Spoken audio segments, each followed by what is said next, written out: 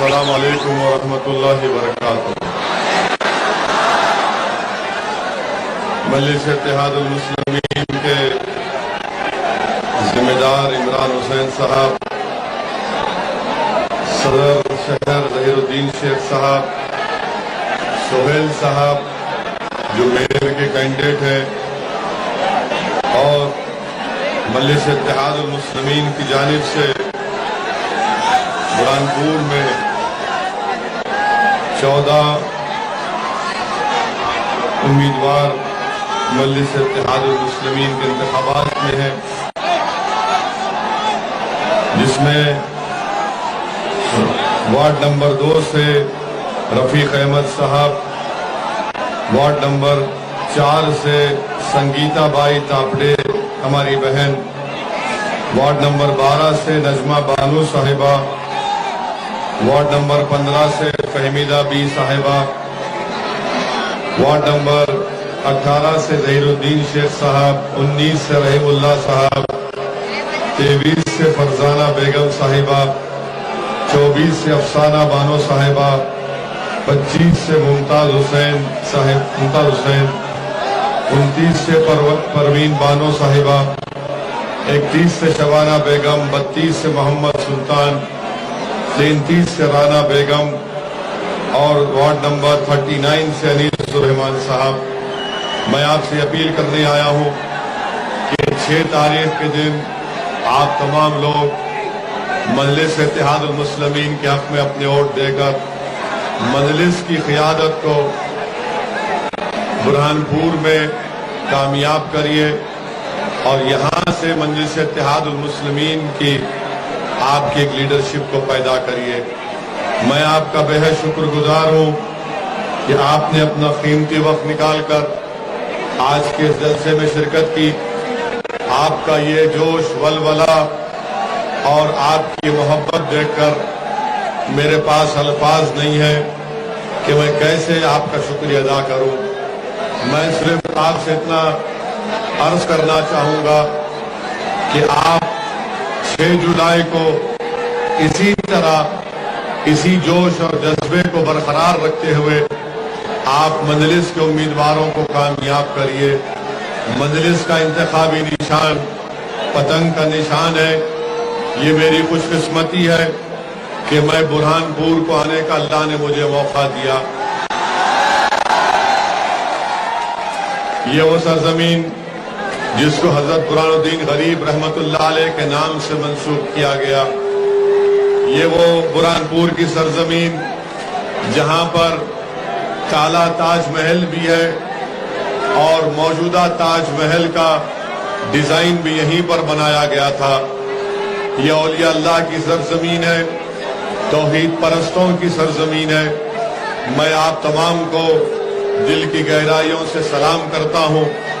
मेरे अजीज दोस्तों और बुजुर्गों, आप जानते हैं कि ये बल्दिया का इलेक्शन है और बुरहानपुर में आप यहां पर आबादी 7.5 लाख की है और 7.5 लाख की आबादी के लिए आप जानते हैं कि यहां पर सिर्फ 16 प्राइमरी हेल्थ केयर सेंटर हैं। बहुत से मसाइल हैं। यहां का बजट जो सोहेल साहब ने हमको बताया कि करीब 5 अरब 36 करोड़ रुपए का बजट है और सरकारी हॉस्पिटल सिर्फ एक है। तो इसलिए बहुत जरूरी है कि आप अपने वोट का सही इस्तेमाल करें और कोशिश ये करें कि भाजपा और कांग्रेस को आप शिकस्त देकर मजलिस के 14 उम्मीदवार और मेयर की सीट से बुरहानपुर से मजलिस को कामयाब करें। मुझे पूरी उम्मीद है कि इंशाअल्लाह ताला मजलिस को कामयाबी हासिल होगी। नौजवानों को मैं ये पैगाम देना चाह रहा हूं कि आप यहां पर जरूर आए हैं, मगर याद रखिए सिर्फ यहां पर आकर अगर आप पोलिंग के दिन सुबह में नहीं निकलेंगे तो आपकी जमात मजलिस इत्तेहादुल मुस्लिमीन कामयाब नहीं हो सकती है। तो नौजवानों, मैं आपको एक जिम्मेदारी देकर जा रहा हूं कि 6 जुलाई के दिन आप ना सिर्फ अपना वोट डालने जाएंगे बल्कि आप अपने साथ अपने वालिद, अपनी वालदा, अपने अफराद खानदान सबको साथ लेकर आप पोलिंग बूथ को जाकर वोट डालेंगे।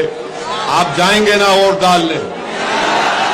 आप अपने पूरे अफराद खानदान, फैमिली को लेकर जाएंगे? तो ये आपकी जिम्मेदारी है। आप मंजलिस के उम्मीदवार हैं, आप मेयर के कैंडिडेट हैं। ये जिम्मेदारी आपकी है कि सुबह सुबह आप अपने घर से निकलेंगे। उस दिन आप नमाज फजर पढ़कर फौरन पोलिंग बूथ को जाएंगे, पूरा पुरअमन रखेंगे, अमन को मजबूत करेंगे और मंजलिस को कामयाबी से हमकिनार करेंगे। मेरे अजीज दोस्तों और बुजुर्गों, मैं आपको ये भी बताने आया हूं कि मध्य प्रदेश में, बल्कि बुरहानपुर में आवास योजना है, अमृत योजना है। यहां पर इतना करप्शन उसमें है कि ना आवास योजना में गरीबों को घर मिलता है और ना अमृत योजना में कोई सही काम होता है। इसलिए बहुत जरूरी है कि आप मजलिस इत्तेहादुल मुस्लिमीन के मेयर को और 14 उम्मीदवारों को कामयाब करें, ताकि गरीबों को उनका मुकाम मिल सके, ताकि गरीबों को उनका हक मिल सके। मेरे अजीज दोस्तों और बुजुर्गों, मध्य प्रदेश में भाजपा की सरकार है। मैं बुरहानपुर की आवाम को सलाम करता हूं, आपका शुक्रिया अदा करता हूं कि आपने वो कारनामा अंजाम दिया कि जिससे आपने बुरहानपुर के अमन को बरकरार रखा। आप जानते हैं कि 2 मई के दिन एक सतीश चौहान नामी शख्स ने 2 मई के दिन सतीश चौहान ने एक इबादतगाह पर जाकर खुद हमला किया, मगर आप लोगों ने सब्र का दामन नहीं छोड़ा। मैं आपका शुक्रिया अदा करता हूं कि आपने जो दूरंदेशी दिखाई, आपने सतीश चौहान के उस नापाक मंसूबे को नाकाम कर दिया और बुरहानपुर के अमन को आपने बरकरार रखा। मेरे नौजवान साथियों, बुजुर्गों, मेरी इज्जतदार माँ और बहनों, बुरहानपुर के अमन को मजबूत करिए। बुरहानपुर में मजलिस की ताकत में इजाफा उस वक्त होगा जब आप 6 जुलाई के दिन अपना एक वोट पतंग के निशान पर लगाएंगे। और भाजपा की सरकार है, उससे पहले कांग्रेस की सरकार थी। अब जब हम यहां पर आए हैं तो जाहिर है भाजपा और कांग्रेस के नेताओं के पेट में दर्द शुरू हो चुका है। कांग्रेस के नेताओं की रात की नींद हराम हो चुकी है। तो ये दोनों, कांग्रेस और भाजपा, याद रखिए, ये राम और श्याम की जोड़ी है। भाजपा कहती है कि ओवैसी देश से मोहब्बत नहीं करता, कांग्रेस ये कहती है कि ओवैसी सेकुलर नहीं है। तो हम ये बताना चाह रहे हैं पहले कांग्रेस पार्टी को, आप लोग थोड़ा आराम से, एक 10 मिनट दीजिए मुझे, 10 मिनट सिर्फ, मैं खत्म कर दूंगा। कांग्रेस ये कहती है कि असदुद्दीन ओवैसी और मजलिस सेकुलर नहीं है। हम कांग्रेस पार्टी से पूछना चाहते हैं कि पिछले विधानसभा के चुनाव में क्या आपने कांग्रेस को वोट दिया था या भाजपा को वोट दिया था? आपने भाजपा को तो वोट नहीं दिया था ना, तो कांग्रेस सत्ता में आ गई। कांग्रेस के 20 विधायक जो मोदी के गोद में बैठकर चाय पी रहे हैं, क्या वो हमारे से पूछकर गए थे? क्या हमने उनको बुरहानपुर की आपकी जो मशहूर मिठाई है मावा कहते हैं ना, हाँ, मावा जलेबी हमने खिलाया था क्या उनको? हम खिलाए थे क्या? उनको मोदी जी ने मलई खिलाया। आपने उनको वोट दिया, मोदी जी ने मलई खिलाया, वो भाग गए। तो कमलनाथ अपने लोगों को नहीं बोलता, कमलनाथ बोलता ओवैसी। कमलनाथ, तुम्हारे 20 विधायक भाग गए मावा जलेबी बीजेपी की खाके, और अब ओवैसी बुरहानपुर को आया है, मावा जलेबी मैं खाऊंगा आपके हाथ से। आप खिलाएंगे ना? तो कामयाबी के बाद आकर खाऊंगा मैं, वादा रहा। तो न काउंटिंग कब है? 6 तारीख को काउंटिंग 17 जुलाई को काउंटिंग है। हम 18-19 को आ जाते, आपसे मावा जलेबी खाएंगे। आपने कांग्रेस को वोट डाला तो 20 विधायक भाग गए, मोदी जी के हाथ से जलेबी खा रहे हैं। अब कमलनाथ बताओ कौन जिम्मेदार है? अच्छा, पार्लियामेंट का चुनाव आया तो पार्लियामेंट के चुनाव में आपने भाजपा को वोट दिया या कांग्रेस को वोट दिया? भाजपा को तो नहीं दिया ना। कितनों ने भाजपा को वोट नहीं दिया? हाथ उठाओ। डरो मत, डरो मत, डरना नहीं। अब हमारा अब सुन लो आप, एक कांग्रेस का एक ही जीता ना। कौन जीता? कौन जीता? एक उनका कमलनाथ का बेटा जीता ना। तो कमलनाथ तुम्हारा बेटा जीत सकता है, तुम्हारे पार्टी के कैंडिडेट क्यों नहीं जीत सकते? बेटा जीता तो दूसरा नहीं जीता। तो इसका बात क्या मालूम हुई कि कमलनाथ और मोदी दोनों अकेले मिलकर भाई भाई बोल लिए किसने। अब कमलनाथ मंजलिस का नाम लेते हैं, कांग्रेस पार्टी बोलती है ओवैसी आया तो बीजेपी आ जाएगी। अरे तुम मिले हुए हो बीजेपी से, भाजपा से, और तुम मिले हुए हो इसीलिए भाजपा दोबारा सरकार में आ गई। शिवराज सिंह चौहान नहीं बन सकते थे मुख्यमंत्री, मगर कांग्रेसियों ने मोदी से सौदा कर लिया और उनको सत्ता दे दी। मैं सिर्फ बल्दिया का इलेक्शन लड़ने आया हूं, मगर आपकी मोहब्बत देखकर ऐलान कर रहा हूं कि इंशाअल्लाह ताला विधानसभा का भी चुनाव लड़ेंगे। कांग्रेस पार्टी ने कुछ नहीं किया। ये देखो, आप जरा थोड़ा खामोश रहिए। देखो कितना लोग आराम से पीछे खड़े हैं। आप जरा ठहरिए। कांग्रेस पार्टी से अब कुछ होने वाला नहीं है। कांग्रेस पार्टी अब इंशाअल्लाह ताला जल्द से जल्द बिल्कुल कमजोर होकर घर में बैठने वाली है। हमारी बात मान लो आप। अब इनसे नहीं होने वाला है। ये हो गया इन लोगों का टाइम। अब टाइम मजलिस इत्तेहादुल मुस्लिमीन का है इंशाअल्लाह ताला। इनका वक्त खत्म हो चुका है। कांग्रेस का वक्त खत्म हो चुका है। अब तुम्हारे दौर का आगाज होगा इंशाअल्लाह।